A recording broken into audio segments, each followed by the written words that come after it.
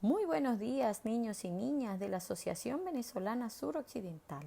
Estamos muy felices y agradecidos con el Señor porque nos regala este hermoso sábado donde podemos reunirnos otra vez para aprender más lindas historias de este libro de texto maravilloso. Sí, este hermoso libro que nos dejó el Señor que se llama la Biblia.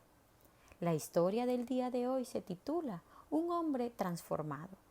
Y este hombre del que te hablo se llamaba Saulo. Saulo era un hombre que siempre estaba buscando hacer por sus manos justicia. Él odiaba a los cristianos como muchas personas en esa época. Decían que hablaban de Jesús y él no creía en Jesús. Así que él buscaba la manera de que todos los cristianos, los discípulos de Jesús, murieran. Se unió al sumo sacerdote de esa época para poder matar a todos los cristianos, para poder perseguirlos. Así que esta historia la puedes encontrar en Hechos, capítulo 9, versículo 12, del 1 al 22. Y aquí estaban estos soldados, dispuestos a matar a todos. Así que se fue y le dieron cartas y los soldados iban a ir a muchos lugares porque debían llevar estas cartas donde iban a matar a todos los cristianos. Esas cartas iban a Damasco, a muchos lugares.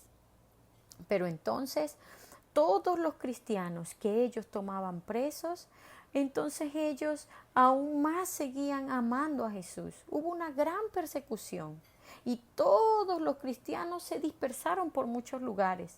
Pero fue mientras ellos más eran perseguidos, más predicaban. Iban de puerta en puerta, tocando y hablando a todos de Jesús. Qué gran historia, ¿verdad? Iban predicando a todas partes. Pero entonces sucedió algo muy interesante. Estaba Saulo y tomó los caballos, tomó los soldados y se fue ahí a poder atacar a los cristianos. Entonces, algo repentino pasó.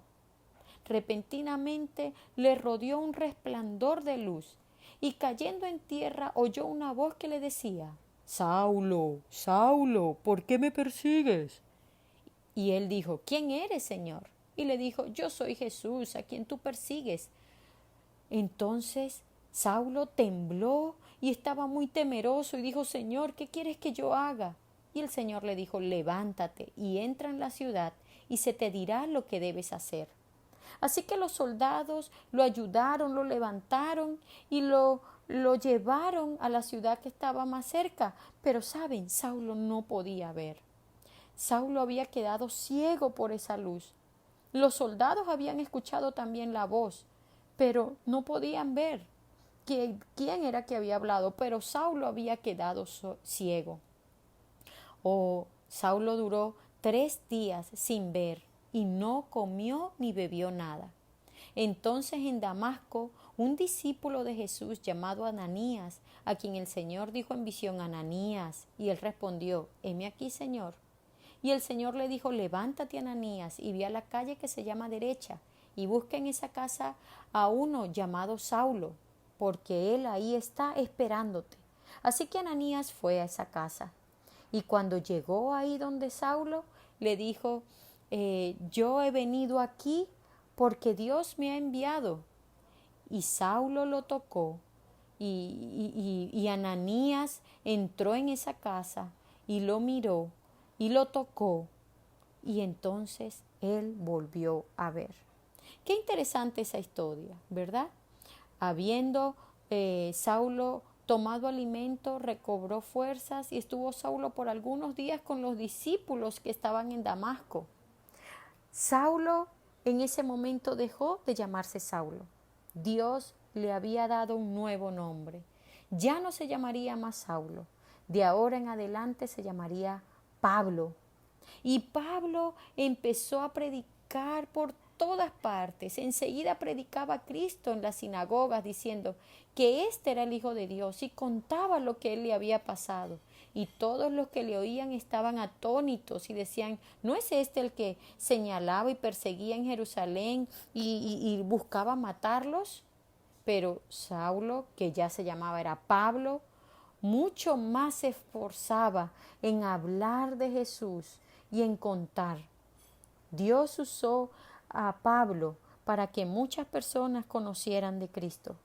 Sí, Saulo fue ese hombre transformado. Ya no era Saulo, era Pablo.